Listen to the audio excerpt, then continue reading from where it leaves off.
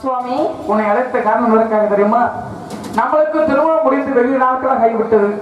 வெகு நாட்களாக ஆகிவிட்டாலும் இப்பொழுது நாத்தாமலை வரைக்கு செல்ல வேண்டும். ஏனென்றால் நம்மளுக்கு குழந்தை பாக்கியம் இல்லை. அதனாலே நாத்தாமலை இல்லையிலே கோட்டை பெருமாளுக்கும் கோட்டை கருப்பையம்மாவுக்கும் ஒரே பிரசவத்திலே 7 பெண் குழந்தையாக பிறக்கிச்சிருக்கின்றது. அதற்காக நாத்தாமலை வரைக்கு சென்று அந்த 7 பெண் குழந்தையிலே கோட்டை பெருமாளத்திலே ஒரு குழந்தை நம்ம தானமாக கேட்டு வாங்க வேண்டும். அப்படியா? அதனால் செல்ல வேண்டும். உன்னை பார்த்து வெகு நாட்களாக ஆகிவிட்டது.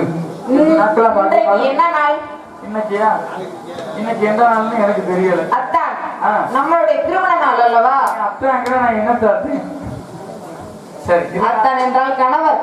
அதனால என்ன இன்னைக்கு திருமண நாள். அதனால இன்னைக்கு சந்தோஷமாக ஆடிப்பாடி சென்று நம்ம குழந்தை கேட்கலாம்ல. ஆடி பாடி என்று சொல்லி இந்த இடத்துக்கு ஆனந்தமாக விளையாட வேண்டும்.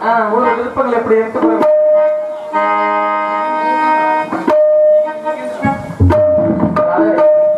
ஆனா எப்படி தெரியுமா போகணும்? எப்படி ராசா